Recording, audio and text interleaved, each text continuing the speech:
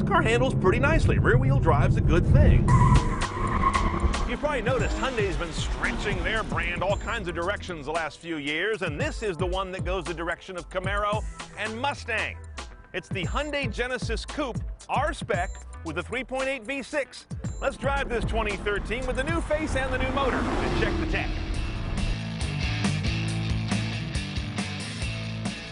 Now, the Genesis Coupe isn't some pocket rocket. It's a pretty good piece of machinery. Classic proportions, short rear deck, big long sloping arc of a roof line down over the backlight, and a relatively long hood. But the front of that hood is where I have an issue. This new face, which is kind of like the Veloster, is a little bit of a combination of Mazda Goofy Grin meets Renault Megane, and I don't use either of those terms as a compliment. Now, the first thing I'm struck by, and happily so, is that the cabin quality of the Genesis Coupe has gone way up. And overall, it's got a more grown-up look and feel, which is nice.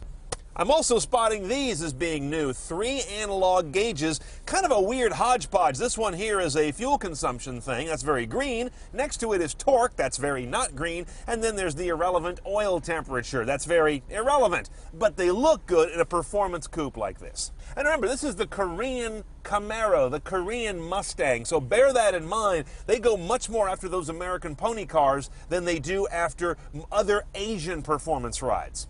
Now, once we get into cabin tech, it's a big story of can't get this, can't get that. You do have Bluetooth streaming, for example. You do have your basic aux, iPod, and USB down here. Not too elegantly done because you have to use one of these proprietary double-headed connectors. You put that in, and there's a nice little bin right here to put your iPod Touch or your iPhone, except it doesn't fit. And because you cannot get navigation or a big color display in this car, not in this trim, we're in the R-Spec. Bear that in mind. You're going to use this pretty minimal display right here. I'm streaming off my phone right now, and as you can see, I'm not getting any meta tags off this guy. That may vary by phone, but at least on this, Razr Max running Android, not getting anything like that. Here's my iPod. I get some good meta information on that, however, even though I don't get that on A2DP Bluetooth. We've got AM, FM radio. There's no HD radio on this guy. XM satellite radio on this vehicle as well. That is standard on an R-Spec. There's an upgraded audio system. Again, not on the R-Spec. You're stuck with their basic rig. 6 speakers around the cabin, 170 watts. You also cannot get Hyundai's Blue Link telematics system that does connected services through your phone. That also comes on color LCD screen cars, not this one. And finally, you only have one choice, and this is a good omission, of this very slick-feeling 6-speed manual. Hyundai's new 8-speed automatic, new to this car, is not available in the R-Spec. It's got a nice gutsy sound. Okay, a Genesis Coupe in the R-Spec can have 2 different motors. A 2-liter Turbo 4, it's been upgraded a lot since last year. We'll talk about that another day. Or this one, the 3.8-liter V6. Also upgraded a lot since the last car, mainly by getting direct injection. 348 horsepower, 295 foot-pounds of torque, gets this guy up to 60 in not much over 5 seconds, about 5.2, while delivering 1827 mpg. This guy stacks up better on paper than either a 6-cylinder Camaro or Mustang. Okay, let's go for a run on our Korean Camaro. It's about the same size.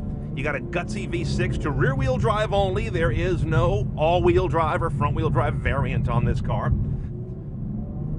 This car handles pretty nicely. Rear-wheel drive's a good thing. The ride will get a little annoying if you live in places with crappy pavement, although I can report the cabin doesn't drum very much. That helps.